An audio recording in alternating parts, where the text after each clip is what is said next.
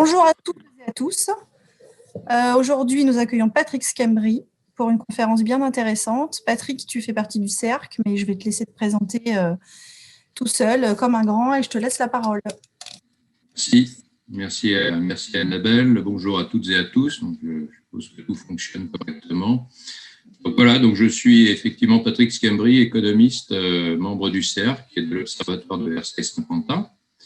Je travaille, je suis économiste de l'environnement.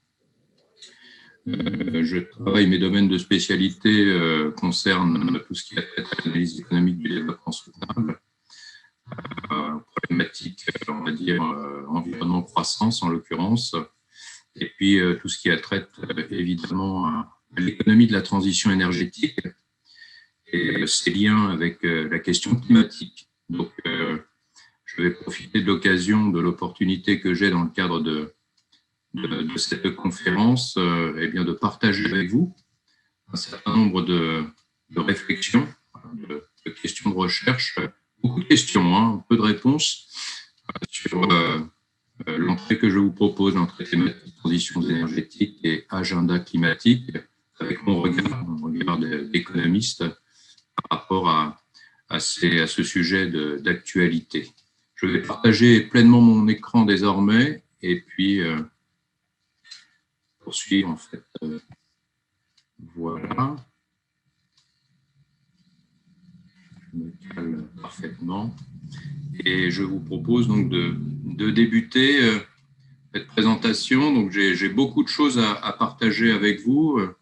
Je vais essayer de ne pas aller trop vite par rapport à tout ce que je veux vous proposer. Et puis débuter en fait cette conférence par référence à l'énergie qui demeure au centre de bon nombre de débats sociétaux aujourd'hui, avec un versant demande. Sur le côté de la demande, ces besoins croissants en matière de ressources énergétiques pour le développement, mais aussi des problèmes de précarité énergétique dans les pays à haut revenu. Côté offre également, toutes les tensions qui peuvent porter sur la raréfaction des ressources énergétiques fossiles, notamment celles qui seraient les plus faciles d'accès, mais également des tensions au regard des énergies renouvelables et de la question de leur variabilité, et puis les conséquences en lien avec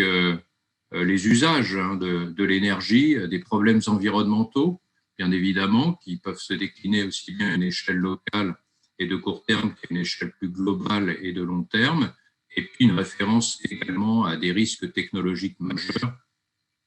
Je n'ai pas pour cela notamment le risque nucléaire que l'on connaît tous fort bien.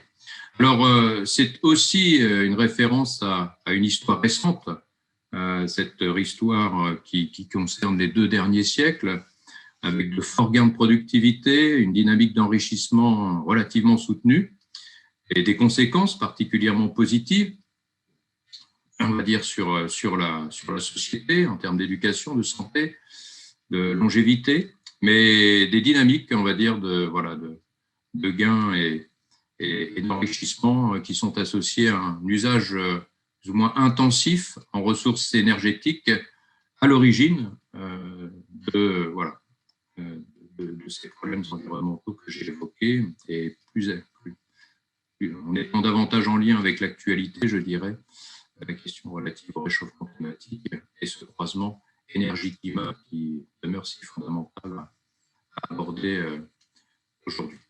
Alors, cette transition énergétique actuelle, qui prendrait source en fait finalement en Allemagne durant la décennie 80, s'inscrit dans des dynamiques globales, technologiques et économiques qui sont particulièrement marquantes.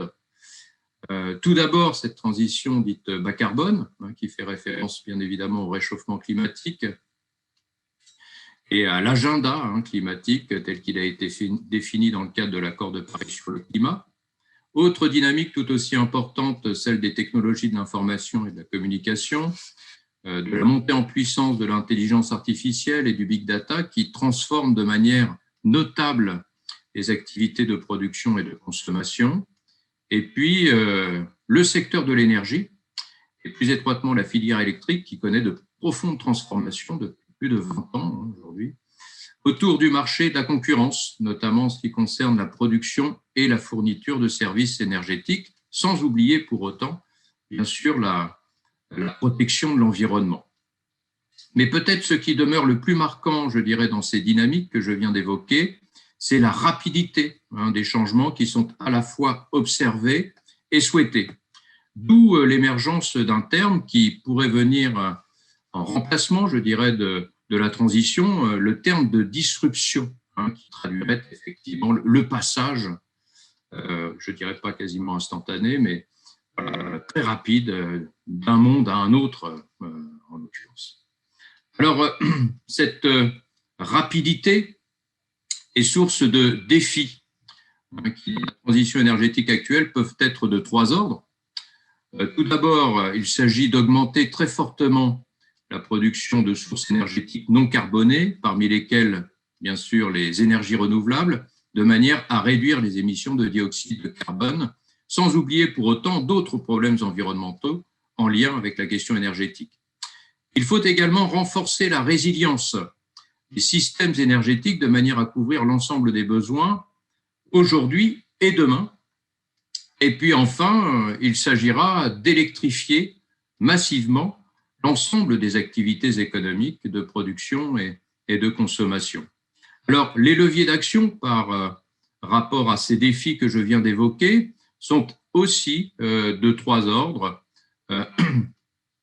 L'effet qualité ou le levier qualité par référence à l'amélioration de l'efficacité énergétique de nos activités, le levier composition, l'effet composition par référence notamment à la décarbonation du mélange énergétique utilisé, et enfin le levier du volume, l'effet volume, cette possibilité d'effacer certaines consommations énergétiques, cette référence donc à la sobriété énergétique qui peut être d'ordre dimensionnel, exprimée en termes d'usage ou de nature collaborative. Mais par-delà la question des défis et des leviers, cette transition énergétique révèle des enjeux qui sont bien évidemment particulièrement critiques aujourd'hui, des enjeux d'ordre économique, par référence notamment à 2 mobiles sécuritaires qui me paraissent vraiment importants. Tout d'abord, celui de la sécurité des approvisionnements en énergie, par référence notamment au droit d'accès à l'énergie, l'énergie qui demeure un bien primaire au sens des Nations Unies, et puis le mobile de la sécurité environnementale, par référence notamment à la préservation d'un bien commun qui pourrait être la stabilité climatique à l'échelle mondiale. Donc, ces enjeux sont également, je dirais, d'ordre politique. Ils peuvent s'exprimer en matière de politique publique, puisque le domaine de l'énergie demeure indissociable du domaine de l'action publique, aussi bien en termes d'efficacité énergétique que d'offres, de transport, de distribution et de consommation énergétique. Et à ce titre, la question relative à la cohérence des politiques, que ce soit en termes d'objectifs, de moyens, de calendrier, est particulièrement importante à prendre en compte. Et cette question de la cohérence demeure d'autant plus critique que l'objet énergie en tant que tel renvoie à plusieurs dimensions qui sont étroitement interreliées. Alors nous pensons notamment bien sûr à la dimension ressources, par référence au versant offre d'énergie, mais il ne faut pas effectivement mettre de côté la dimension service au regard des besoins d'énergie. Et donc, dans ce registre-là, les questions énergétiques révèlent un caractère systémique qu'il ne faut pas, bien évidemment, mettre de côté. La transition énergétique actuelle suppose finalement une transformation en profondeur des systèmes énergétiques, en reposant notamment sur le diptyque, ce que j'appelle un diptyque ou un couple en fait, technologie-politique particulier, dans lequel on miserait plutôt sur les ressources locales et un large panel de solutions qui peuvent différer par la structure de leurs coûts, leur degré de maturité, leur acceptabilité sociale. Et il s'agirait également de miser sur des changements de comportement qui devaient être favorisés par des institutions elles-mêmes adaptées au changement rapide, ce qui n'est pas du tout évident. Donc la transition, au regard de la manière dont je l'aperçois, transition énergétique, elle s'inscrit effectivement dans le passage entre un monde finissant qui ne cesse de finir, hein, celui qui a su gérer, on va dire, la tension sur les flux en misant, on va dire, sur les stocks, notamment ces stocks de ressources fossiles, et ce monde naissant, en fait, qui ne cesse de mettre, lui aussi, hein, de son côté, dans lequel on miserait plutôt sur les flux pour gérer la tension sur les stocks, cette tension nouvelle. Alors, il ne s'agit pas seulement d'évoquer la raréfaction des ressources, notamment fossiles, il s'agit aussi d'évoquer la pollution stock que représente le réchauffement climatique, en l'occurrence, et qui renvoie à des défis particulièrement importants dans le champ de l'économie, en l'occurrence. Donc, au regard de cette introduction, ma présentation devrait se dérouler en 3 temps. Un premier temps qui visera à rappeler un peu l'agenda de l'accord de Paris sur le climat et un certain nombre de ces défis, hein, qui lui sont associés. Dans un second temps, je reviendrai sur certains faits en lien avec la relation énergie-climat. Et puis, dans un troisième temps, j'évoquerai ces conditions ou contraintes, hein, qui peuvent peser sur la quête de la neutralité carbone au regard justement de cet agenda climatique. Alors, le premier temps de cette présentation, avec l'évocation de l'accord de Paris sur le climat qui a été ratifié en 2015 et qui impose de tourner le dos, comme on dit, aux énergies fossiles dès que possible, avec une stabilisation du climat à hauteur de 1,5 degré Celsius, qui nécessiterait une forte et rapide diminution des émissions de gaz à effet de serre, à hauteur de près d'environ 45 et 50% par rapport au niveau relevé en 2010 à l'horizon 2030, et la neutralité, bien sûr, carbone à l'horizon 2050. Il s'agit d'un objectif particulièrement ambitieux qui devrait engendrer de profondes transformations à l'échelle de la société et la mise en œuvre de politiques climatiques tout aussi contraignantes. Dans le rapport publié par le GIEC en 2018, on retrouve en fait les différentes trajectoires d'émissions, hein, qui permettraient de respecter l'agenda de l'accord de Paris sur le climat. Et ces trajectoires, en fait, supposent des changements particulièrement conséquents et rapides qui pourraient multiplier par près d'un facteur 3 le coût marginal de réduction des émissions de dioxyde de carbone. Quant au défi climatique, il paraît d'autant plus élevé lorsque l'on considère finalement l'écart croissant entre les trajectoires qui sont observées, celles qui sont issues finalement des engagements individuels nationaux, hein, qui sont proposés par les différents États, et les engagements souhaités à proprement parler. Et ces écarts sont effectivement croissants et particulièrement inquiétants. Alors, cela peut demeurer d'autant plus inquiétant qu'il s'agit bien d'une pollution stock, hein, ce réchauffement climatique, référence à la concentration des gaz à effet de serre dans l'atmosphère, des gaz qui révèlent par ailleurs des durées de vie plus ou moins longues. Il faut donc prendre en compte à la fois les émissions passées, présentes et futures pour rendre compte en fait du problème auquel nous sommes confrontés. C'est bien le cumul de ces émissions qui importe et non pas le flux instantané d'émissions que l'on peut observer aujourd'hui. Et ce défi paraît d'autant plus important que ce budget carbone dont on dispose aujourd'hui ne cesse de diminuer.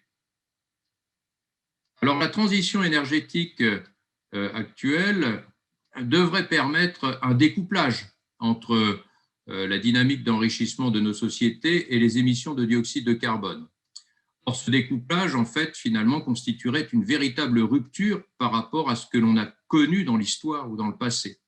Et à cela s'ajoute la rapidité des changements souhaités, qui devrait inciter plutôt à la disruption qu'à la transition.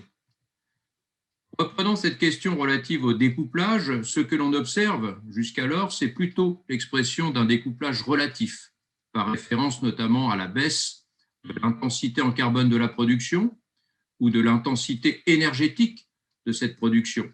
Toutefois, sur la période récente, certains pays pourraient révéler finalement l'expression de ce que pourrait être un découplage absolu, si je reprends notamment l'extrait d'un article rédigé par Stéphane Foucard en 2018, près de 22 pays révéleraient ce que pourrait être l'expression d'un découplage absolu entre les émissions de dioxyde de carbone et la dynamique d'augmentation, on va dire, du revenu dans ces différents pays. Alors, le défi est aussi d'ordre financier, bien sûr, et porte sur le caractère plus ou moins coûteux de ce que pourrait représenter la neutralité carbone. À ce titre, reprenant le rapport, l'un des rapports de la Commission mondiale sur l'économie et le climat, le coût total devrait être de l'ordre de 90 000 milliards de dollars sur la période 2015-2030, et la transition énergétique ajouterait à peu près 4 000 milliards de dollars sur la dite période, ce qui représente toutefois finalement à peu près 270 milliards de plus chaque année. Et ces besoins finalement d'investissement en infrastructures ne paraissent pas si élevés lorsque le coût en capital des énergies renouvelables et des adaptations qui seraient menées à la fois dans les secteurs du bâtiment et du transport seraient compensés ce coût en capital par une dynamique de désinvestissement dans les énergies fossiles et les économies d'énergie que l'on pourrait réaliser dans différents secteurs au regard de différentes activités ou par la restructuration des villes, en l'occurrence. Donc, par-delà le défi financier, bien évidemment qu'il y a aussi le défi d'ordre technologique. On dispose aujourd'hui d'un large panel, on va dire, de technologies qui sont caractérisées par des degrés différents de maturité, lesquels permettraient de conduire cette transition énergétique. Alors, par référence à ce panel, dans quelles solutions devrions-nous véritablement investir ? Aujourd'hui, aucune de ces solutions semble dominer ou s'imposer par rapport aux autres. À cela s'ajoutent les dynamiques de concurrence entre les différentes sources énergétiques, entre les sources énergétiques fossiles et non fossiles, mais également entre les sources énergétiques alternatives aux fossiles. Et enfin, troisième élément qui me paraît important à souligner, c'est que l'urgence climatique et cette dimension de disruption que l'on évoque réduit ce panel en focalisant l'attention plutôt sur les fins de cycle de l'innovation technologique, caractérisée par des TRL relativement élevés, d'un niveau entre 5 et 9, qui correspondraient aux phases de développement et de maturité, ce qui pose un certain nombre de questions quant à la recherche fondamentale et à la manière dont on peut la soutenir dans un tel contexte. Enfin, par référence toujours à cette dimension relative aux défis, c'est aussi évidemment, on va dire, un défi technologique qui s'inscrit dans des dynamiques concurrentielles à l'échelle internationale qui sont relativement fortes, avec des positions stratégiques qui placent certains pays à croissance rapide en tête dans le financement des investissements verts. Et ça, c'est aussi une dimension qu'il faut prendre en compte. Alors, par référence à cette question relative aux défis, et c'est ce que l'on retrouve notamment dans le cadre de l'avant-dernier rapport du GIEC, celui publié en 2018, c'est que cette vitesse et cette ampleur des changements requis pourraient conduire en fait à des arbitrages ou à des conflits en fait entre des objectifs en lien avec le climat et les questions de développement.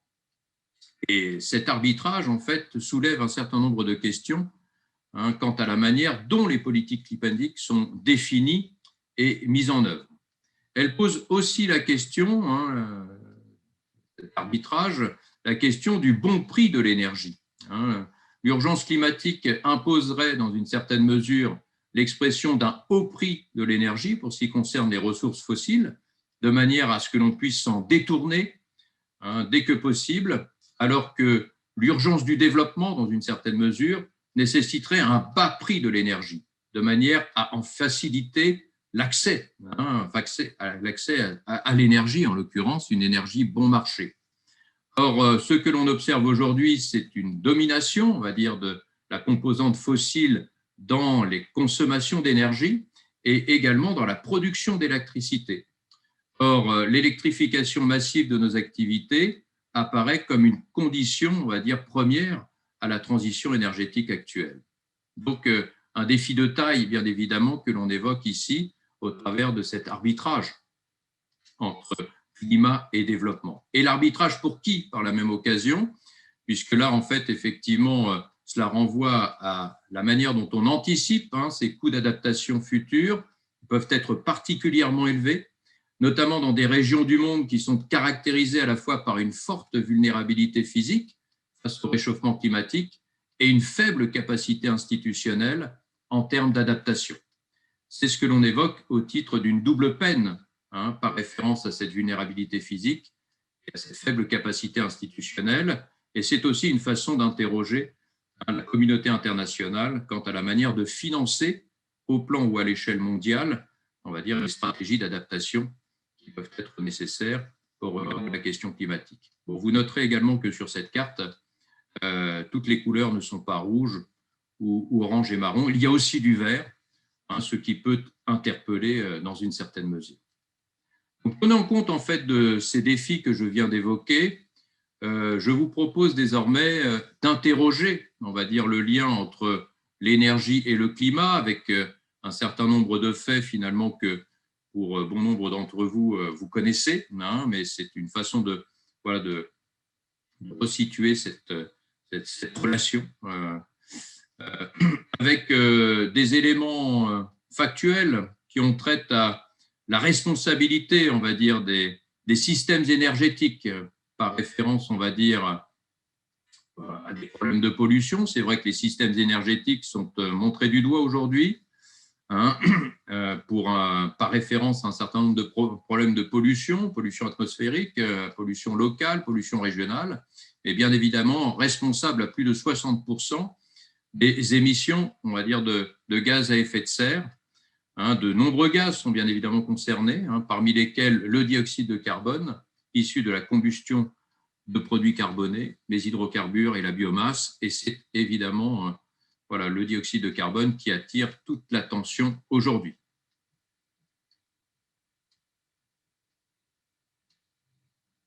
Si l'on considère effectivement le dioxyde de carbone comme étant effectivement notre point d'approche ou d'accroche par référence à la question climatique, les problèmes de combustion de produits carbonés lui sont associés, la question énergétique évidemment demeure fondamentale à prendre en compte, et quelques éléments de rappel factuels par rapport à la réalité, on va dire, actuelle de la consommation d'énergie par secteur et par produit énergétique. Alors, c'est la consommation d'énergie finale dans le monde actuellement, avec finalement les 3/3 que l'on peut identifier, les transports, le secteur des transports qui est passé devant l'industrie depuis 2018, et ensuite l'industrie, et puis le bâtiment, on va dire, si l'on considère effectivement le résidentiel et le secteur tertiaire. Et donc, ça nous fait effectivement ces 3/3 qui sont particulièrement structurants à prendre en compte en ce qui concerne la ventilation de cette consommation d'énergie finale par secteur.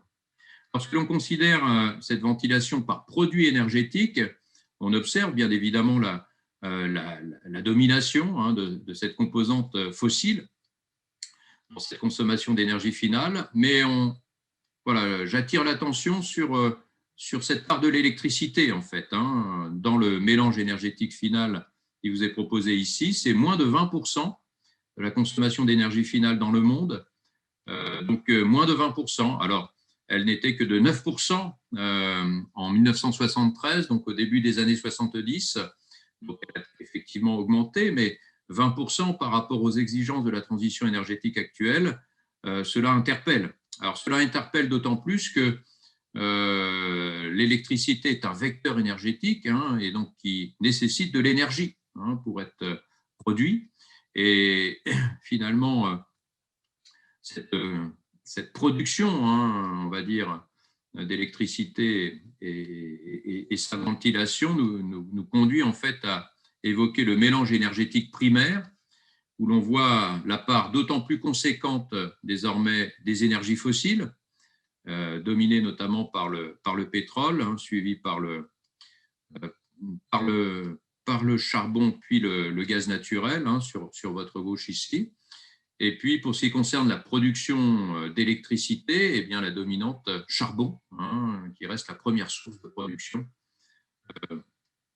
on va dire, d'électricité dans le monde, suivi par le gaz naturel, et vient ensuite l'eau, hein, l'énergie hydraulique, dans ce registre-là aujourd'hui. Donc, on mesure aussi hein, l'ampleur des défis qui nous attendent lorsqu'on considère la transition énergétique actuelle, l'importance que peut avoir l'électricité dans cette transition énergétique actuelle, et finalement les sources qui contribuent à produire l'électricité aujourd'hui, qui sont dominées en fait par les énergies fossiles. Alors je n'évoque pas la part des renouvelables qui demeure relativement modique, bien évidemment, au regard de ce que l'on observe aujourd'hui, et près de 5% dans le mélange primaire, ce qui aussi constitue une part conséquente en fait, du défi qui nous attend. Alors, si l'on considère désormais, je dirais, l'histoire de la consommation d'énergie primaire dans le monde, c'est une histoire particulièrement intéressante, puisque finalement, on observe une très forte rupture hein, en termes de consommation à partir de la seconde moitié du XXe siècle. C'est donc finalement une question ou un problème relativement récent, hein, cette consommation accrue ou cette augmentation importante finalement de la consommation d'énergie dans le monde, la deuxième moitié. Et puis on peut également observer un certain nombre de sauts conjoncturels qui pourraient être associés en fait au choc pétrolier, notamment ceux relevés dans les années 70, hein, un premier choc en 73-74 et un prix du baril qui a été multiplié par 4 une fois, il faut bien imaginer ce que cela donne. Et un deuxième choc hein, en 78-79 et un prix du baril multiplié par 2, hein, donc dans la même décennie, des facteurs de croissance particulièrement marquants pour le prix du baril et donc pour la facture énergétique de l'époque, hein, bien évidemment. Et une autre attention doit être portée en fait sur une dynamique plus récente à partir de la décennie 2000, où on a l'impression d'avoir un coefficient de pente qui se serait affermi encore davantage, donc une accélération dans cette croissance hein, observée. Et puis finalement, une part du charbon qui ne décline pas tant que ça, hein, au contraire. Hein, voilà. Et donc cette dernière phase hein, serait associée notamment à la dynamique économique chinoise qui aurait été exceptionnelle sur la période considérée, avec les conséquences en termes de consommation énergétique que je relève au travers de cette tendance, on va dire, sur ces 2 derniers siècles. Si l'on considère l'histoire de la composition, on va dire, de cette consommation d'énergie primaire, et là aussi, on voit les différentes phases, finalement, des transitions énergétiques que l'on a pu connaître à l'échelle du monde, à partir, finalement, du milieu du 19e siècle, à peu de choses près, un peu avant, hein, et puis on débouche ensuite sur le 20e siècle, avec le passage, finalement, hein, du charbon de bois au charbon de terre, hein, sur cette deuxième moitié, enfin du 19e siècle en l'occurrence, hein, et puis cette deuxième transition énergétique où le pétrole va finir par dominer le charbon de terre, hein, début du 20e siècle, en 1914, une décision prise par la première puissance économique mondiale de l'époque, la Grande-Bretagne, hein, qui va marquer effectivement eh bien, l'ère du pétrole, en fait, hein, cette énergie du 20e siècle en l'occurrence, qui demeure relativement dominante. Et puis, finalement, ce qui se passerait ensuite, hein, donc voilà, sur la troisième transition, en tous les cas attendue au regard de ce que l'on évoque ici, et nous sommes encore effectivement bien loin du compte quant à la possibilité d'entrevoir, on va dire, un saut qualitatif en termes de composition dans cette frise chronologique que je vous propose. Alors, même lecture, mais pour ce qui concerne le cas français, brièvement, avec une étude en fait réalisée conjointement par l'université de Harvard et l'université de Cambridge. Donc là aussi, on voit bien les effets composition notables hein, pour ce qui concerne la France, hein, sur des temporalités relativement similaires. On a le cas français tout de même avec le nucléaire et le plan Mesmer en 1974, hein, qui nous donnerait effectivement voilà, une troisième transition ici, française, en fait, centrée sur l'électricité. Et l'on voit ici voilà, la part de cette électricité primaire. Donc, je passerai le commentaire sur l'interprétation qu'on peut faire de cette expression-là. Je la laisse en fait aux auteurs de l'étude, mais c'est effectivement le poids du nucléaire, particulièrement exceptionnel pour ce qui concerne la France par rapport au monde, et cette transition française qui concerne justement le nucléaire dans ce qui est évoqué ici.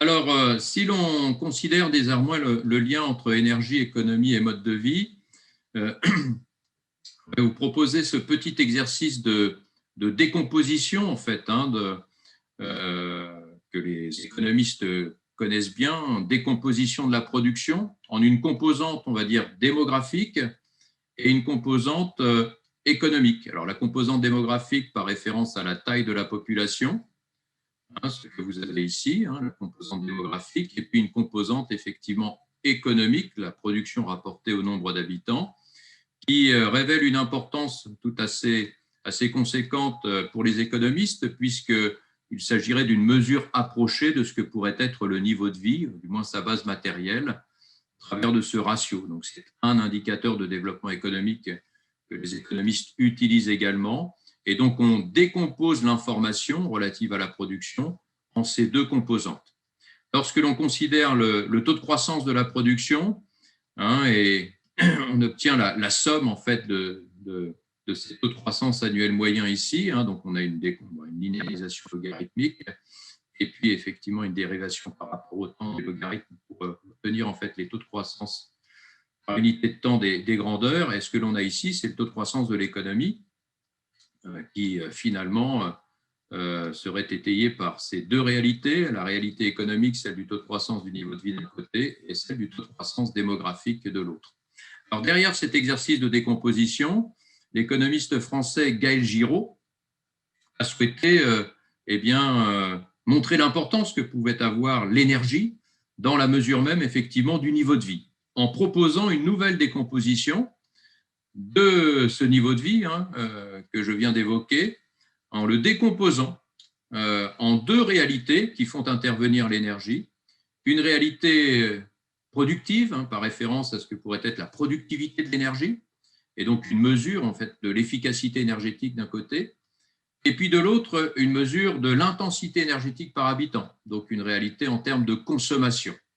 Et donc, le niveau de vie au travers effectivement de cette lecture proposée par Gaël Giraud dépendrait plus ou moins fortement de l'énergie consommée dans l'économie, dans ce qui est évoqué ici. Et le taux de croissance, on va dire, de ce niveau de vie, dépendrait, lui, par la même occasion, effectivement, du taux de croissance de ces deux composantes énergétiques que l'on retrouve ici. Alors, Gaël Giraud a procédé à quelques calculs sur des périodes, on va dire, qui concernent justement cette seconde moitié du XXe siècle, donc le premier temps, le milieu des années 60 jusqu'à la fin des années 70, tout début 80, avec un niveau de vie qui s'est fortement amélioré à l'échelle mondiale, un taux de croissance annuel moyen particulièrement élevé, supérieur à 2%, et puis une composante, effectivement, on va dire, une composante énergétique plutôt centrée sur la consommation énergétique, sur cette période-là.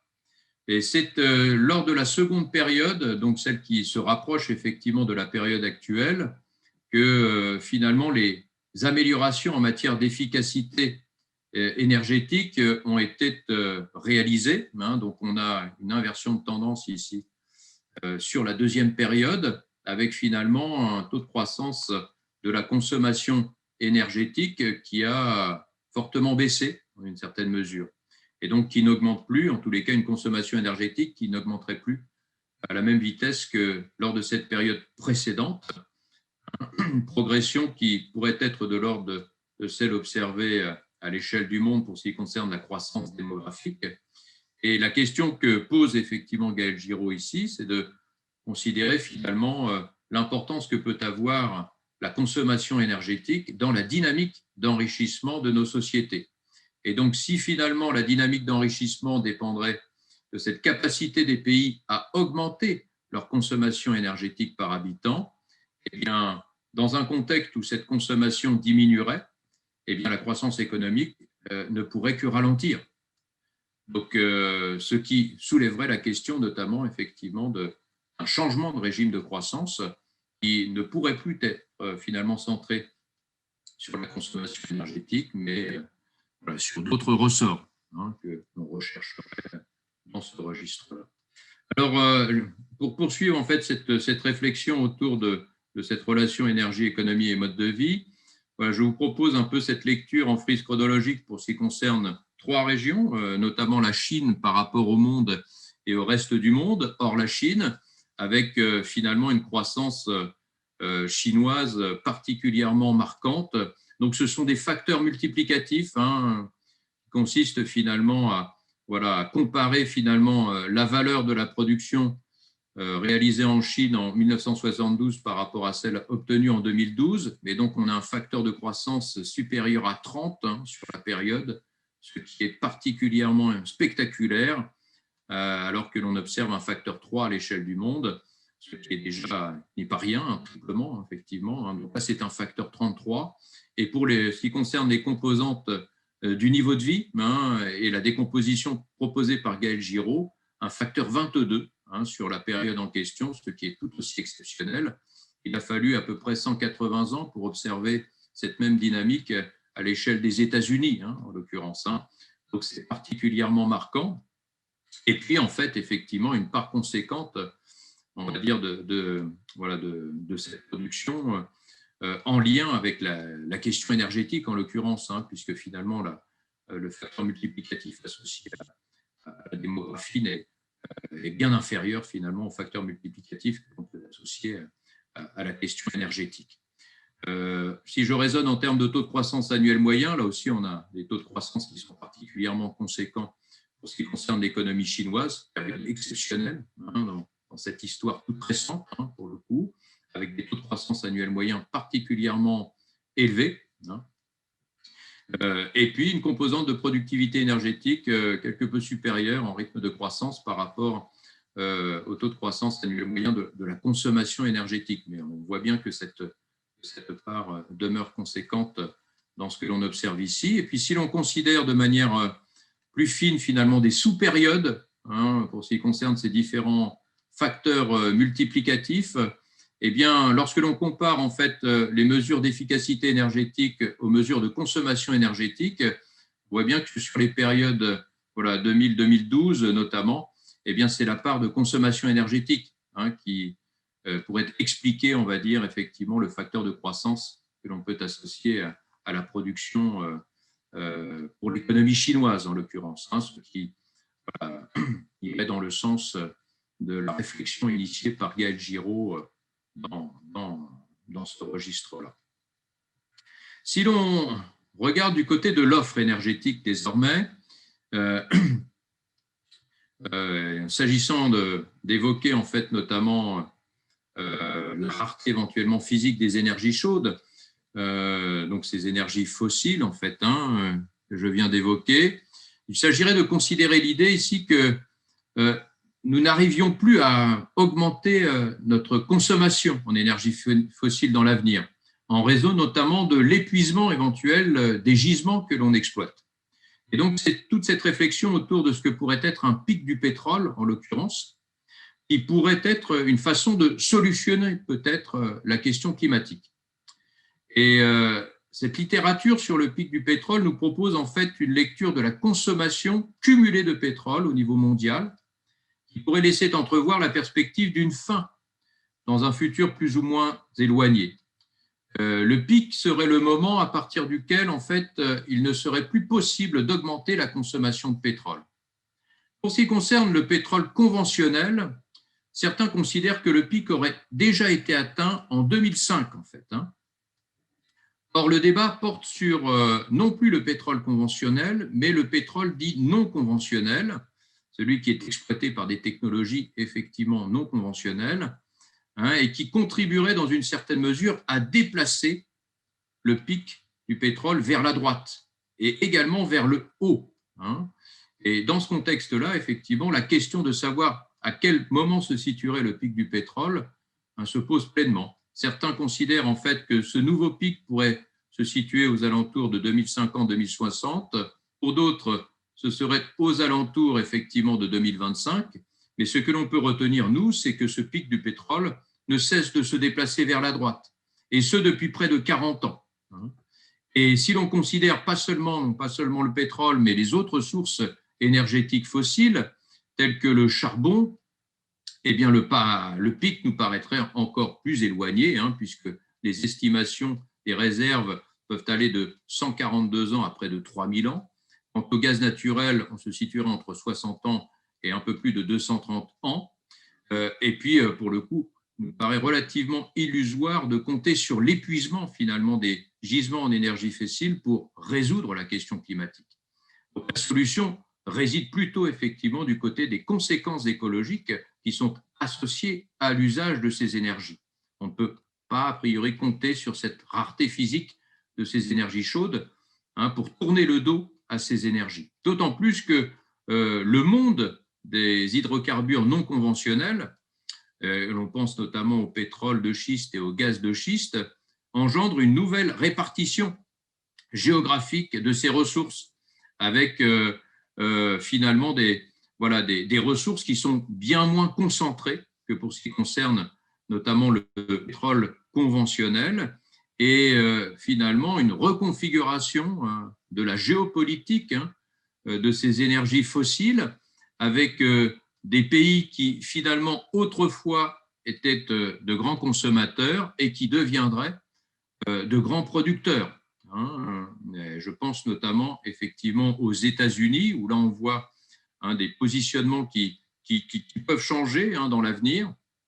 Les États-Unis sont devenus effectivement le premier pays producteur de pétrole dans le monde en 2018, hein, donc assez récemment, un pays exportateur net en gaz naturel, et peut-être effectivement un futur pays exportateur net en pétrole, hein, au regard effectivement finalement de l'exploitation de ces ressources fossiles non conventionnelles. Donc on a une cartographie à la fois de ces ressources fossiles et une géopolitique finalement qui traduit des dynamiques de renforcement, hein, qui ne rassurent pas nécessairement au regard finalement de la question climatique, hein.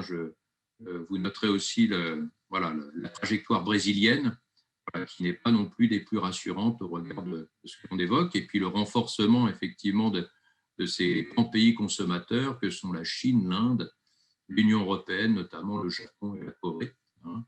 Et donc dans cette redistribution des cartes en lien avec les énergies fossiles non conventionnelles, la question même effectivement de la rareté physique se pose d'autant moins, hein, pour pouvoir sortir effectivement de l'exploitation de ces énergies fossiles. Donc, dans ce contexte, en fait, hein, quels seraient les leviers dont on pourrait disposer pour finalement atteindre la neutralité carbone? Alors, pour procéder à la mesure de ces leviers, on va solliciter une démarche, somme toute, assez traditionnelle aussi, un exercice de décomposition de l'information relative en fait à la mesure d'impact environnemental, donc à l'image un peu de ce que l'on a fait préalablement lorsque l'on a associé énergie, économie et mode de vie. Donc on retrouve en fait une modélisation que l'on appelle modélisation de type IPAT, par référence au mot impact, population, abondance et technologie, une modélisation qui s'est développée au début des années 70, dans un contexte effectivement de prise en compte à l'échelle mondiale des impacts environnementaux de nos activités économiques. Donc, dans cette tradition, effectivement, qui consiste à décomposer une mesure d'impact environnemental en différentes forces, une force qui renvoie effectivement à ce qu'on appellerait l'effet d'échelle, hein, la population, une force qui renverrait à cette mesure d'abondance, affluence en anglais. Je reprends les termes de Barry Commodore par référence justement à ce niveau de vie matériel, et puis une référence en fait à l'effet qualité, à proprement parler, qui renvoie justement au levier technologique qui permettrait, en l'occurrence, de réduire cette mesure d'impact environnemental. Alors, dans les années 90, l'économiste japonais du nom d'Oichi Kaya a adapté, on va dire, la modélisation IPAT, a élargi, étendu la modélisation IPAT en intégrant effectivement le facteur énergie qui demeure si important pour la question climatique.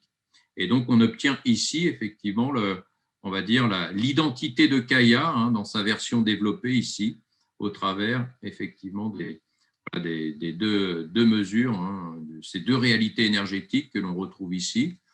Une réalité énergétique, donc une mesure d'intensité énergétique de la production qui renvoie toujours à cette réalité de l'efficacité énergétique d'un côté, et puis le contenu en dioxyde de carbone de l'énergie qui renvoie à la composition effectivement ou au mélange énergétique que l'on consomme, que l'on utilise. Lorsque l'on applique en fait l'identité de Kaya, on va dire à l'histoire récente, donc on reprend en fait la période 1970-2010. Donc, on a effectivement une décomposition en termes de facteurs de croissance des différentes forces qui permettraient d'éclairer, on va dire, cette mesure d'impact environnemental. Donc, sur la période en question, les émissions de dioxyde de carbone ont plus que doublé. Et puis, on a les forces contributives ici. On a des mesures finalement de facteurs de croissance qui sont somme toute assez similaires entre la composante de volume et la composante de niveau de vie. On a une amélioration de l'efficacité énergétique, puisqu'on a une baisse de l'intensité énergétique de la production à hauteur de 30%.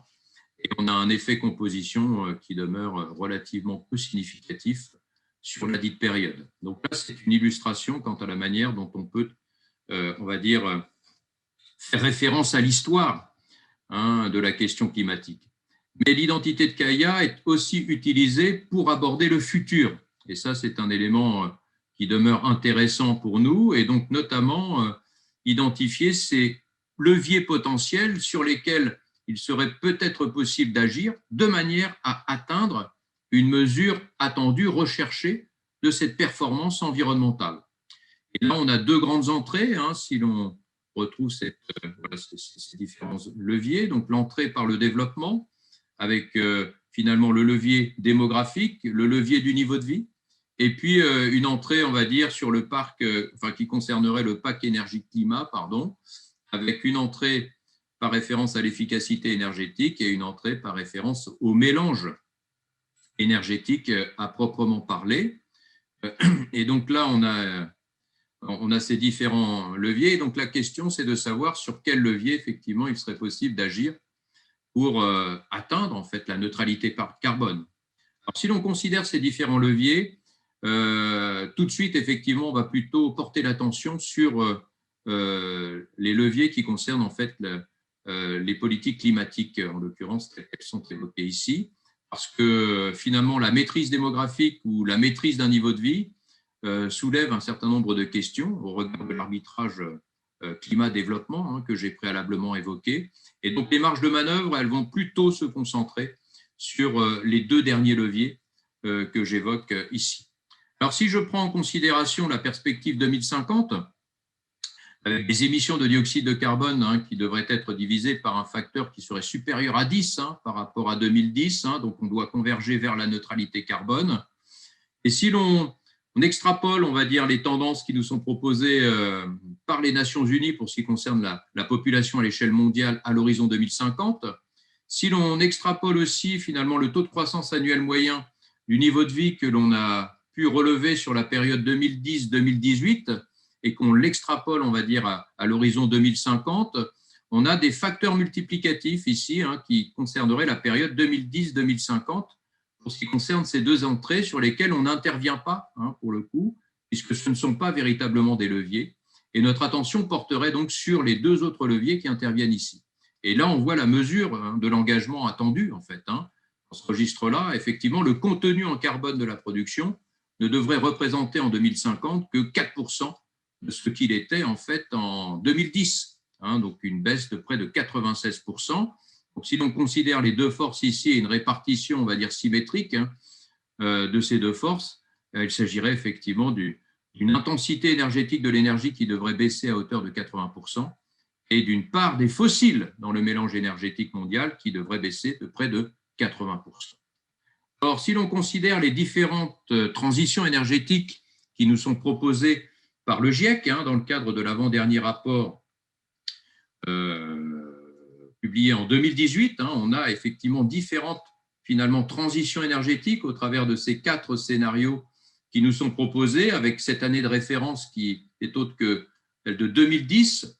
On mesure justement effectivement les efforts attendus, notamment en matière de sobriété énergétique. Alors la sobriété énergétique ici, elle est principalement approchée par référence au levier de l'efficacité énergétique. Et donc là, on voit effectivement, pour ce qui concerne le scénario P1, des baisses en termes de consommation d'énergie primaire qui sont particulièrement conséquentes, supérieures à 20% à l'horizon 2030, supérieure à 30% à l'horizon 2050, donc une sobriété énergétique attendue particulièrement conséquente. On mise beaucoup sur la substitution intrafossile, et là on voit effectivement des effets de composition relativement importants au bénéfice du gaz naturel, au détriment du charbon. Donc ça, c'est une donne qu'il faut intégrer, tout en associant effectivement, on va dire, à ces fossiles des technologies de stockage et de séquestration du dioxyde de carbone, des technologies qui révèlent aujourd'hui des degrés de maturité assez faibles, donc en termes de TRL, des TRL relativement faibles, donc ce qui pose un certain nombre de questions par rapport à l'urgence du moment. Et puis aussi cette pénétration plus ou moins forte des énergies renouvelables en fonction justement de ces différentes transitions énergétiques souhaitées ou souhaitables, de manière à répondre, on va dire, effectivement à l'agenda climatique tel qui nous est proposé ici. Donc, bien sûr que les leviers ici devraient être fortement sollicités. Si je reprends le levier en fait de l'efficacité énergétique et par référence à l'histoire récente, là on voit effectivement qu'il s'agit d'un levier intéressant puisque c'est une force en fait qui contribue à tirer vers le bas ces émissions de dioxyde de carbone. Mais pour le coup, les niveaux, en fait, les facteurs multiplicatifs sur la période 2000, on va dire, jusqu'à aujourd'hui, sont évidemment bien inférieurs à ce que l'on attend, au regard effectivement du calcul que je vous ai proposé. Quant au contenu en carbone de l'énergie, là aussi, pour le moment, ce n'est pas nécessairement un levier significatif, ça ne l'a pas été, en tous les cas, sur l'histoire récente. Cela étant, voilà, on voit que le facteur multiplicatif commence à descendre sous l'unité ici, et l'on aura l'occasion d'évoquer en fait la situation américaine par rapport au gaz de schiste, en l'occurrence, dans ce registre-là. Mais en tous les cas, en matière d'efficacité énergétique, le défi demeure particulièrement conséquent. Alors justement, pour ce qui concerne la substitution intrafossile et la question en fait du gaz naturel, et notamment du gaz de schiste, vous avez en fait des trajectoires d'émissions de dioxyde de carbone pour différents pays, et l'on notera en fait qu'à partir effectivement de la fin des années 2000, eh bien, les États-Unis enregistrent une baisse de leurs émissions de dioxyde de carbone sur la période. Il s'agit bien d'une baisse de ces émissions, quelle que soit la mesure adoptée, la mesure en termes d'inventaire territorial ou la mesure en termes d'empreinte carbone proprement parler. Donc, on a une baisse des émissions de dioxyde de carbone aux États-Unis depuis la fin des années 2000. C'est le cas de l'Europe également. Et donc, comment peut-on expliquer effectivement ce revirement de situation du côté américain ? Eh bien, ce revirement de situation du côté américain, il s'explique principalement par un effet de substitution, le fait de privilégier l'usage du gaz au détriment du charbon pour produire l'électricité aux États-Unis. Et cet effet composition, en fait, eh bien, explique pour une bonne part la baisse des émissions de dioxyde de carbone observées aux États-Unis sur la période considérée. Ce qui soulève la question, effectivement, du statut de certaines sources fossiles dans la transition énergétique actuelle pour permettre, on va dire, la transition énergétique actuelle. Et des questions qui sont d'importance, évidemment, d'un point de vue économique. Dans quelle mesure, finalement, les politiques climatiques pourraient être justifiées le développement, je dirais, du gaz naturel, notamment du gaz de schiste, dans la transition énergétique actuelle. Le développement du gaz naturel pourrait-il impliquer un report finalement quant au passage, quant à la transition vers les énergies alternatives non carbonées et notamment les énergies renouvelables. Donc il y a effectivement des questions qui sont d'importance. À cela, on peut ajouter effectivement les conditions d'exploitation de ces ressources qui révèlent des dommages particulièrement importants à l'échelle locale, des conséquences environnementales, sociales et économiques aussi, par la même occasion, qu'il faut intégrer. Et là, pour le coup, on a un dommage d'expression effectivement d'un problème de nature locale en termes d'exploitation et de ses conséquences face effectivement à un problème global que représente la question climatique. Alors, les risques de verrouillage technologique sont évidemment importants, qui peuvent engendrer en fait un rattrapage, on va dire, vis-à-vis des énergies renouvelables encore plus coûteux, et puis des risques de fuite de carbone aussi, dans le contexte où il y aurait finalement des politiques climatiques asymétriques qui pourraient être effectivement proposées dans le monde.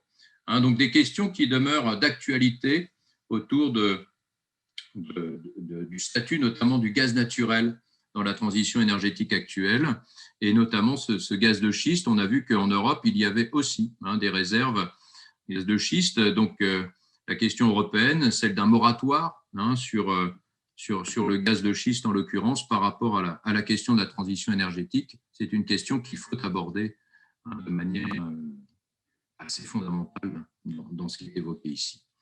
Et puis, la pénétration des énergies renouvelables. Et donc, la nécessité d'investir effectivement dans les énergies renouvelables. Et là, évidemment, il y a des difficultés que l'on rencontre dans ce registre-là, des difficultés en termes de signal-prix. Cette incohérence, on va dire, du signal-prix pour ce qui concerne le prix du carbone, par la même occasion, qui devrait finalement encourager le désinvestissement dans les sources fossiles et l'investissement par la même occasion dans les énergies renouvelables. Dans le monde aujourd'hui, on a à peu près une cinquantaine, on va dire, de prix différents du carbone. On se partage entre de la fiscalité et des prix de marché. Et les valeurs peuvent aller de près de 8 centimes la tonne de dioxyde de carbone, en Pologne notamment, à près de 130 $ la tonne, si je prends l'exemple à peu près, c'est un peu moins, voilà, c'est 123, j'ai mis 130, j'étais un peu gourmand du côté de la Suède en l'occurrence. À cela s'ajoute effectivement la question de savoir s'il faut privilégier une tarification unique du carbone à l'échelle mondiale, de manière à simplifier, on va dire, la lecture et d'avoir une référence commune par référence notamment justement à un problème global, ou au contraire une tarification contextualisée, adaptée en fonction des secteurs d'activité, en fonction des niveaux de développement. Et là aussi, on va dire du côté des économistes, il y a débat pour savoir s'il faut justement une tarification unique ou une tarification, on va dire, diverse, qui tiendrait compte justement de la diversité des situations.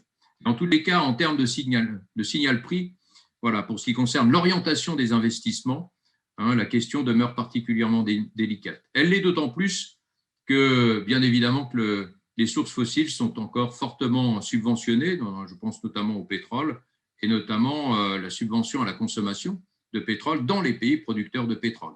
Et là aussi se pose la question de l'accès à l'énergie bon marché, et donc des enjeux en termes de développement qu'il faut intégrer. Concernant le futur, à proprement parler, et là, les choses ne s'arrangent pas pour autant, l'incertitude, en fait, sur les trajectoires futures, on va dire, du prix, on va dire, des énergies fossiles pose une vraie question, et elle pose aussi la question de la manière dont on peut, on va dire, orienter la décision d'investissement, et aussi, finalement, celle qui pourrait présider au désinvestissement dans les énergies fossiles. Donc la question ici renvoie en fait à la manière dont on définit une politique climatique, la situation, en tous les cas, sa situation actuelle et sa trajectoire dans le temps. Donc il faut à la fois réfléchir à la manière dont on définit cette politique aujourd'hui, mais également considérer sa trajectoire ou sa progression dans le temps. Donc le prix du carbone aujourd'hui, c'est important, mais sa trajectoire dans le temps l'est tout aussi. mais tout autant puisqu'elle va avoir une incidence, effectivement, cette trajectoire et cette politique aura une incidence sur les marchés, on va dire, des fossiles, sur les décisions en matière d'investissement dans les fossiles et par la même occasion, effectivement, dans les énergies alternatives et nous pensons notamment, effectivement, aux énergies renouvelables. Donc, c'est une question importante avec cette opposition entre ces deux effets, en fait, hein, l'effet paradoxe vert qui finalement supposerait que les producteurs et propriétaires de ces ressources fossiles accélèrent finalement l'exploitation de ces ressources dans l'anticipation de politiques climatiques plus contraignantes dans l'avenir, ou à l'inverse, un effet désinvestissement, hein, où là, au contraire, ils se détourneraient, je dirais, justement de leurs activités et investiraient dans des sources alternatives, on va dire, dans d'autres activités, dans la perspective, on va dire, de ces politiques climatiques plus ou moins contraignantes. Hein. Donc, lequel de ces deux effets pourrait l'emporter de ce point de vue-là, sachant que l'enjeu derrière tout cela, c'est la valorisation aussi de ces ressources fossiles laissées en terre. Hein. La meilleure de ces ressources fossiles, c'est celle qui reste en terre. Donc, il y a toute une littérature qui se développe aujourd'hui autour de la notion d'actifs bloqués et la manière dont on pourrait valoriser ces actifs bloqués de manière à ce que justement les décisions d'investissement s'orientent plutôt du côté des sources alternatives d'énergie que du côté de ces énergies fossiles. Et puis la pénétration des énergies renouvelables soulève la question aussi, on va dire, de leur impact et de leur efficacité. Alors là, c'est plutôt la question du coût, hein, de ces énergies renouvelables. Donc c'est une question qui demeure très délicate. Elle est relativement complexe. Hein, il n'y a pas de réponse nécessairement évidente de ce point de vue-là, parce que tout dépend de cette réalité des énergies renouvelables que l'on cherche à privilégier. On va tout de même retenir en fait que ce coût diminue, hein, le coût des énergies renouvelables diminue, hein, sur la période et à un rythme relativement conséquent, si bien que l'enjeu, ce n'est pas tant effectivement le coût des énergies renouvelables et qu'elles deviennent de plus en plus compétitives, que la variabilité, hein, de ces énergies renouvelables et des conséquences que cette variabilité fait porter sur les systèmes énergétiques, ce qui induit la présence de coûts indirects plus ou moins importants, les coûts de remédiation, comme on les appelle, hein, la nécessité de constituer des surcapacités, hein, donc la nécessité d'importer éventuellement de l'électricité, puisque j'évoque l'électricité derrière effectivement cette réalité-là, hein, lorsque l'on a des problèmes effectivement d'adéquation offre-demande dans ce registre-là, le stockage aussi, hein, qui représente un enjeu particulièrement important, et puis enfin la maîtrise de la demande, hein, qui permettrait d'effacer, on va dire, une part de cette demande d'électricité. Donc c'est du côté de la variabilité, hein, de ces sources renouvelables que l'on soulève le problème du coût des énergies renouvelables aujourd'hui, bien moins en fait quelque part effectivement on va dire le coût au sens traditionnel du terme en comparaison avec les énergies fossiles. Enfin, pour ce qui concerne la pénétration des énergies renouvelables, la question de l'impact environnemental en fait, hein, qui lui aussi, hein, doit être pris avec considération, puisque voilà, c'est la raison pour laquelle, on va dire, certains économistes préfèrent utiliser l'expression d'énergie produite par des sources renouvelables plutôt que le terme ou l'expression d'énergie renouvelable.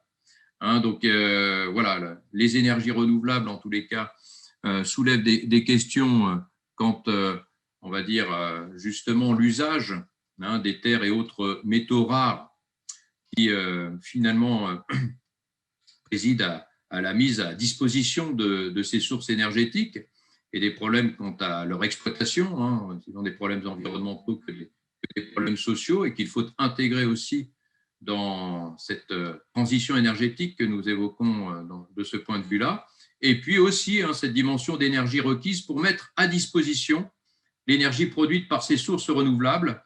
Donc, ce taux de retour énergétique qui pose tant de questions, hein, dans la littérature, ce n'est pas un concept nécessairement stabilisé, hein, mais c'est un concept qui suscite une littérature relativement abondante et actualisée aujourd'hui, hein, par référence effectivement à ces énergies renouvelables, où on va finalement souligner pour certains, en tous les cas, finalement le contenu en énergie relativement conséquent de ces énergies dites renouvelables, de manière à être finalement mises à disposition. Et donc, ce sont des réalités qu'il nous faut aussi intégrer dans ce que j'évoque ici. Donc, j'en viens finalement à mes remarques conclusives, hein, pour le coup, sachant que j'ai beaucoup parlé et que l'on arrive effectivement au terme de la conférence. Donc, un certain nombre de défis en tant qu'économiste, par référence en fait à la transition énergétique, telle que je l'ai évoquée au travers de ces différentes réalités, et puis en lien avec la question climatique en fait. Hein. Donc, on est face à un problème global, hein, qui nécessite en fait des accords globaux, et les transitions énergétiques qui ont été tracées notamment par le GIEC sont des transitions globales à l'échelle mondiale.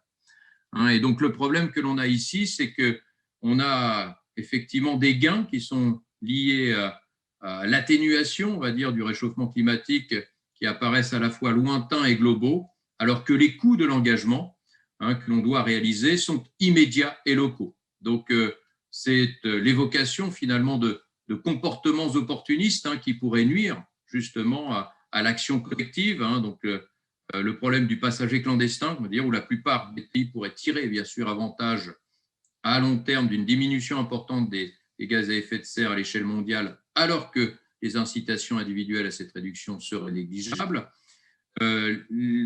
Cette éventualité de procéder à un report de l'action, considérant que finalement on obtiendrait plus, hein, dans une négociation future si on en fait moins aujourd'hui, au regard de l'urgence de la situation.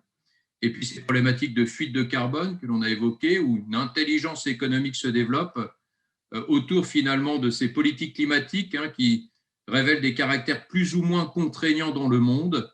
Et donc l'idée serait de localiser ces activités carbonées finalement dans des régions du monde où les politiques climatiques seraient moins contraignantes que dans d'autres. Hein. Donc c'est la problématique des fuites de carbone que nous connaissons bien aussi. Donc la question de l'action collective en fait et la manière dont on peut justement permettre cette action collective est un défi particulièrement conséquent. À cela s'ajouteront deux autres défis qui me paraissent particulièrement importants à prendre en considération. Celui du temps, la question du temps. Alors c'est une temporalité qui n'est pas seulement longue, c'est une temporalité qui est très longue. Hein. Donc pour l'économiste que je suis, c'est une temporalité qui n'a pas de sens, hein, d'un point de vue économique, hein, à mon niveau. Hein. C'est une temporalité qui va bien au-delà des temporalités sur lesquelles je travaille. C'est une temporalité qui, par ailleurs, effectivement, fait référence, on va dire, aux générations futures, donc ces générations qui n'existent pas encore et qui ne peuvent pas donc défendre leurs propres intérêts, hein, dans ce registre-là.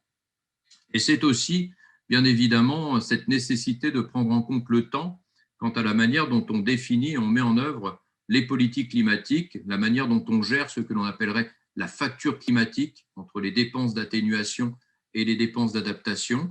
Et ce caractère dynamique, hein, on va dire du cadre d'analyse que l'on doit porter, c'est une difficulté, effectivement, hein, puisque l'analyse dynamique est complexe, hein, par nature, et soulève un certain nombre de défis, hein, d'ordre technique qui sont relativement conséquents, mais c'est nécessaire au regard de ce que l'on évoque. Et puis, c'est une référence à l'autre aussi, bien sûr, l'autre demain, hein, sans oublier pour autant l'autre aujourd'hui. Donc, cette dimension éthique dans les activités et dans le rapport à autrui prend une dimension particulièrement importante dans cette réflexion. Et puis, l'incertain, le statut de l'incertain par rapport à ce que l'on évoque ici. Donc, je l'ai évoqué au travers de ces défis technologiques.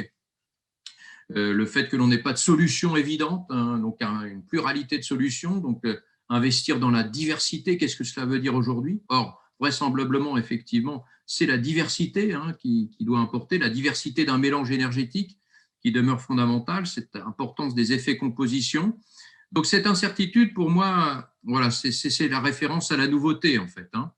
Et donc, aucune référence historique qui nous permettrait de nous éclairer quant à la manière de décider et d'agir, hein, donc par rapport à cette nouveauté.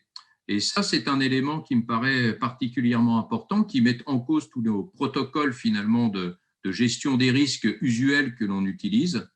Hein, nous sommes face à la nouveauté, comme on dit. L'histoire ne peut que très partiellement nous éclairer sur effectivement cette nouveauté, ce futur climatique en l'occurrence. Et donc l'enjeu, c'est de pouvoir gérer la nouveauté, donc faire preuve de flexibilité quant à la manière de décider et d'agir, et d'investir par la même occasion. Je me souviens, et je terminerai là-dessus, d'une anecdote d'un échange entre un représentant d'un grand groupe, on va dire pétrolier français, qui s'interrogeait sur l'éventualité d'investir dans l'hydrogène comme solution, comme alternative aux activités de l'entreprise. Et cette question, il disait, mais finalement, l'hydrogène peut apparaître comme une solution aujourd'hui, mais si dans 15-20 ans, on nous dit, mais finalement, l'hydrogène, c'était affreux, et que l'on a fortement investi dans l'hydrogène, comment allons-nous faire pour en sortir, quoi ? Voilà. Et c'est bien la question qui se pose au travers de cette incertitude que l'on évoque ici. Donc, comment penser effectivement la flexibilité dans l'action, la décision, la possibilité de désobéir par rapport à des plans d'action, de décision, au regard justement de l'évolution de nos connaissances quant aux problèmes posés.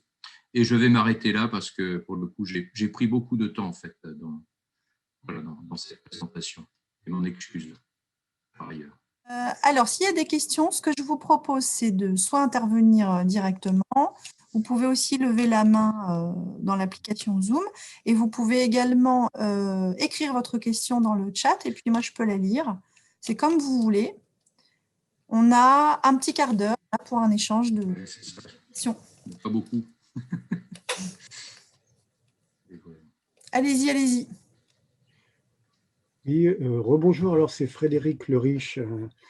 J'ai une petite question, effectivement. Je vais commencer par remercier Patrick pour la densité de son exposé et puis la clarté de son exposé. Je pense qu'on a besoin de ces éclairages-là et vraiment, je te remercie, Patrick, de nous apporter tout ça. Je voudrais juste, si c'est possible, que tu reviennes sur cette idée de découplage, parce que finalement, j'ai l'impression que c'est pas la pierre angulaire, mais enfin, c'est un élément qui me semble important pour aussi, après, dans les discours que le monde politique peut tenir, pour rassurer un petit peu un certain nombre de nos concitoyens, en leur disant mais il y a possibilité de continuer à bien vivre, voire de vivre de mieux en mieux, en réduisant notre consommation d'énergie, en limitant l'impact de nos modes de vie sur le climat ou sur l'environnement plus généralement, parce que la question elle dépasse aussi la question du climat. Je pense à la biodiversité ou des thématiques de cet ordre-là qui sont aussi importantes. Moi, mon intuition à t'écouter, puis à travers des lectures qu'on a pu avoir par ailleurs, mon intuition, c'est la connaissance qui peut être le levier de ce découplage, c'est l'amélioration de nos connaissances et des capacités d'innovation technique que ça ouvre. Alors, c'est mon intuition, mais j'aimerais que tu nous expliques, enfin que tu m'expliques un petit peu ce qu'il faut comprendre derrière cette idée de découplage. Merci. Merci Frédéric, merci beaucoup. Bon, c'est une grande question, le découplage. C'est une question centrale parce que finalement, elle ne relève pas d'une dimension seulement technique, c'est aussi une affaire de grille de lecture finalement du monde dans lequel nous vivons et de la manière dont on perçoit les problèmes environnementaux. Alors, il y a toute une déclinaison, on va dire, de ces découplages. Donc, j'en ai évoqué quelques-uns, donc je n'entrerai pas dans le détail. Le découplage, c'est aussi un argument politique qui permettrait de justifier certains reports en termes d'action par rapport à certains niveaux de développement. Donc, il y a certains pays qui en ont profité aussi pour utiliser cette lecture-là. Derrière l'expression du découplage, alors bien sûr que le statut de la connaissance, de l'innovation technologique, alors la connaissance c'est un peu plus global en fait que la seule dimension technologique, donc comme verrou, enfin comme levier plutôt par rapport à la question d'environnement, aux problèmes environnementaux. Derrière cette question du découplage, en fait, le problème pour moi c'est la manière dont on perçoit en fait le problème environnemental de manière profonde, on va dire. Et pour moi, c'est plutôt effectivement une approche qui consisterait à justifier quelque part finalement un certain report de l'action dans la mesure où on percevrait le caractère, on percevrait le problème environnemental d'une manière plutôt réversible qu'irréversible. Et donc, derrière ce pic, hein, ce U inversé, l'éventualité de pouvoir effectivement attendre, de basculer finalement de l'autre côté pour résoudre le problème de ce point de vue-là. Et ça, pour moi, c'est peut-être la dimension la plus délicate. C'est la manière dont on définit, on perçoit finalement la performance environnementale et le problème que l'on cherche à traiter de ce point de vue-là. Et donc, la question du découplage par rapport, on va dire, à la question climatique, eh bien, elle nous rend aveugles quelque part par rapport à cette réalité du changement climatique qui n'est autre que l'expression d'une pollution stock, par exemple. Or là, le découplage, il est évoqué par rapport à des flux d'émissions. Il n'apporte pas de lisibilité par rapport à cette réalité stock du problème. Or, même si l'on réduit nos émissions de dioxyde de carbone, tant que le robinet est ouvert dans une certaine mesure, on alimente le stock à proprement parler. Et cet effet de latence du stock, c'est vraiment la grande question. Alors, pour l'instant, c'est vraiment une dimension qui échappe, on va dire, à toute cette littérature autour de cette question du découplage. Et pour moi, c'est un vrai champ de préoccupation. Alors après, il y a effectivement, par rapport à ces différentes mesures, des situations assez particulières. Donc, côté américain, cet effet de surprise un petit peu, avec une baisse des émissions de dioxyde de carbone. Cela a interpellé les collègues climatologues voilà, c'est ce que relate Stéphane Foucard dans le bilan du monde 2018. Donc, il relate en fait des constatations réalisées par les collègues climatologues dans le Global Carbon Project, où l'on observerait des situations de découplage absolu, et quelle que soit la comptabilité de la mesure utilisée par la même occasion. Et pour l'économie américaine, en lien notamment avec le gaz de schiste qui aura été l'élément de sortie de crise après la grande crise financière de la fin des années 2000. Et pour moi, le fond de l'affaire, c'est quand même la manière dont on perçoit en fait le problème environnemental, on va dire, pour faire simple, au travers de cette littérature autour du découplage. Et pour moi, il y a toujours un fond quand même de réversibilité supposée du problème, cette possibilité d'agir après coup. Il n'y a pas de seuil, il n'y a pas de cette dimension et puis de stock en fait qui demeure particulièrement critique. Et c'est cela en fait l'élément qui me paraît assez fondamental à prendre en compte. Donc la dimension de connaissance, c'est notamment par référence à ces seuils critiques à ne pas franchir. Et ça, c'est vraiment un défi particulièrement important. Je ne sais pas si j'ai été très clair dans ce que j'ai dit, mais le découplage, c'est un gros sujet. Oui, merci Patrick. On va prendre 3 heures en fait. Un gros sujet. Alors, sans vouloir monopoliser du coup, ou rentrer dans un dialogue, moi j'aurais juste... c'est pas une question, c'est peut-être un commentaire, et j'attends peut-être que Patrick réagisse un petit peu par rapport à ça. C'est cette idée de décalage entre les deux termes que tu avances au départ, entre transition et disruption. C'est à la fois, si je le comprends bien, je suis un petit peu béotien sans doute, mais il me semble que c'est à la fois une question de rythme, mais aussi de modèle, finalement. Oui. Oui, alors modèle, donc c'est une affaire de... Ouais, alors c'est une affaire de rythme, certainement. Alors, la disruption, c'est Dominique Bourg qui a introduit en fait cette expression de disruption énergétique. Alors, il ne va pas être le seul, mais moi, c'est ce que j'ai pu lire de son côté. Donc, on connaît les positions de Dominique Bourg, pour le coup, donc cette référence à l'urgence. Donc, c'est le changement instantané, la disruption, en fait. C'est le passage d'un monde à un autre sans qu'il y ait effectivement de réalité transitionnelle par rapport à, on va dire, à ces deux mondes. Donc, c'est la rupture, on va dire, dans le changement.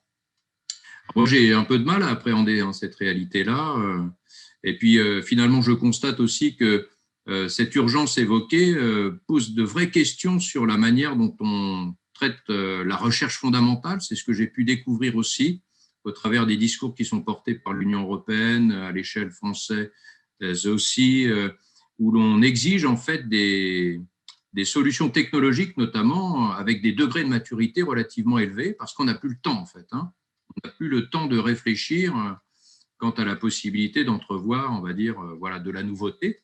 Donc, on doit faire avec l'existant et avec des degrés de maturité, somme toute, relativement élevés, un TRL entre 5 et 9. Ça, c'est ce que j'ai entendu du côté de l'Union européenne. Et c'est en fait finalement une nouvelle forme de court-termisme, pour le coup, qui nous impose l'urgence, hein, c'est l'urgence de la situation. Donc après, la dimension de modèle, eh bien, je t'avouerai que je ne sais pas, en fait, hein, probablement. Moi, je vois la rupture, cette dimension de rupture, de situation et le passage, en fait. Alors, le passage, c'est même pas, voilà, hein, c'est le saut, on va dire, d'un monde à un autre. Et qu'est-ce que cela veut dire? Quelle réalité? En tous les cas, dans celle concrète, on va dire, de ces appels d'offres que je suis, européens et nationaux, ce sont tout de suite des solutions déjà maîtrisées. Et là, je m'interroge en disant, mais finalement, la recherche fondamentale dans tout cela, voilà. Qu'est-ce que ça peut donner? Merci Patrick. Merci vivement à l'Observatoire de m'avoir donné l'opportunité, voilà, avec plaisir. Voilà, de partager. Avec grand plaisir. Petite info pour tout le monde. On m'a posé la question tout à l'heure dans la discussion. Ce vendredi de l'OVSQ va être un petit peu monté avec un petit générique. Et puis, une fois que c'est fait, je le mets en ligne sur le site de l'Observatoire. Donc, vous pouvez le regarder après autant que vous voulez. Voilà. Un film. Mais bon, je pense qu'a priori, tu es d'accord. Voilà, donc d'ici quelques jours, il sera en ligne sur le site de l'OVSQ. Voilà. Merci beaucoup. Merci à toi, Patrick. Merci à toutes et tous. Voilà. Merci à toi pour cette belle conférence. Merci à tout le monde et passez un très bon week-end.